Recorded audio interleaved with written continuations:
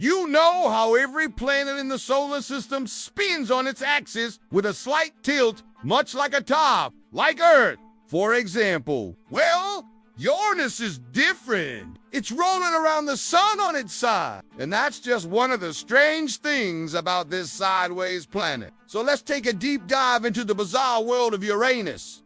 First up, the sideways spin. All planets in the solar system rotate on their axes with slight tilts. This means they wobble back and forth as they spin, which creates seasons. But Uranus is on its side relative to most other planets. It spins almost perfectly on its axis, which results in extreme seasons and crazy weather patterns. How did this happen? Scientists think something huge crashed into Uranus in the past. There are hints of this in the structure of the ring. There must have been a giant impact after the rings formed, but before the planet cooled down. So what does it look like on Uranus? That is a hard question to answer because the only close-up views we've seen of the planet were taken more than 30 years ago by Voyager 2. These revealed a world covered in clouds that were lighter or darker in different places. Now, if you've ever seen a photo of Uranus from Earth, it probably looks like a pale blue-green marble. But those pictures don't do the planet justice. They do and show the wonderful colors of the clouds that make Uranus such an iconic sight in the night sky. From Voyager 2, though, we got a glimpse of clouds swirling into mighty storms. We saw mountains made of ice and mysterious dark spots that could be giant holes in the cloud. Uranus is far away and cold, so any storms there would be very different from hurricanes and typhoons on Earth. But these storms can last for years and have winds reaching 900 kilometers per hour. And since Uranus has no real equator, storms will go in weird shapes too. But why is Uranus green? If you look at the clouds on Uranus, you'll notice that they come in different shades of blue and green. At higher latitudes, the clouds are more blue, while closer to the equator, the clouds are greener.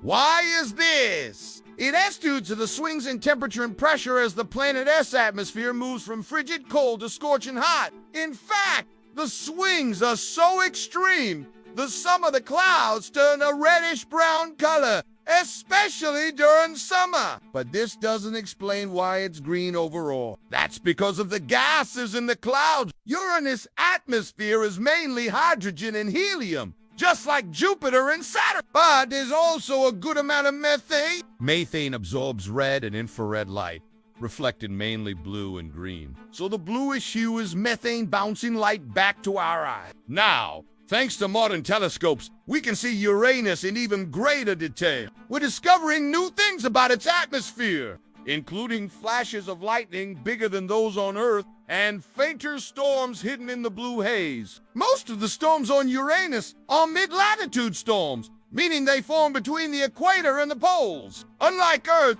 Uranus doesn't have a lot of heat flowing out from the interior to power them. Instead, they seem to feed off differences in temperature between the poles and the equator. This heat makes currents of gas rise and fall, causing powerful storms. But what really powers Uranus? To find out, we have to travel to the center of the planet, and it is not easy getting to Uranus. Only one spacecraft has ever visited the planet, and that was Voyager 2 in 1986. It flew by the planet and it gave us a close look at its atmosphere and rings. But we don't know much about the interior of Uranus. What we do know is that it's an ice giant. Like Neptune, Uranus is mostly made of hydrogen, helium, and methane. But these gases are all liquefied due to the high atmospheric pressure. This means instead of a solid surface like Earth, Uranus has a sort of slushy outer layer that turns hard as you go deeper. Now, further down, the pressure and temperatures become even greater, and the mixture of gases and liquids turns into a slushy mix of ice crystals and rock. This makes up the mantle of the planet. Finally, at the center of Uranus, the pressure is thousands of times greater than on Earth. Here, everything is squeezed into an extremely dense ball. Temperatures reach a staggering 21,000 degrees Celsius. Scientists know exactly what is at the core of Uranus because it is impossible to study conditions that extreme on Earth. But they believe it's a small rocky core left over from the formation of the solar system. What is fascinating about Uranus' core is that it likely formed under extreme conditions in the early days of the solar system. Back then, space was filled with debris and dust. Gravity pulled these particles together and created planets. These are small bodies that are the building blocks of planets. On Uranus, the core started forming when these planetesimals collided and stuck together. As it grew, it attracted more and more material and got bigger and bigger. The intense heat and pressure forged the core into exotic forms of ice and rock never seen on Earth. For example, at such high temperatures, ammonia turns into a supercritical fluid. This is a state of matter that's not quite a liquid and not quite a gas, but sort of in between. It's a very efficient solvent, which means it can dissolve a lot of substances that wouldn't normally dissolve in liquids. This includes elements like iron and nickel, which are normally solid on Earth. On Uranus, these metals dissolved and mixed with the ammonia to form exotic ice crystal. Also, the pressure turned methane into a diamond-like material called. This trapped hydrogen atoms inside its crystalline structure, which could fuel chemical reactions that released heat and drove the melting of ice. This is important because it helps scientists understand that exotic ices play a big role in the interiors of planets like Uranus and Neptune. It might sound strange, but the insides of Uranus and Neptune are more like oceans than like Earth's core. Before Voyager 2 visited Uranus, scientists thought the ice giants were mostly made of rock and metal. But the spacecraft showed that the swings in pressure and temperature turned the normal stuff found in planets into exotic form. Since Uranus is a sideways planet, the materials inside it behave differently from planets like Earth and Mars,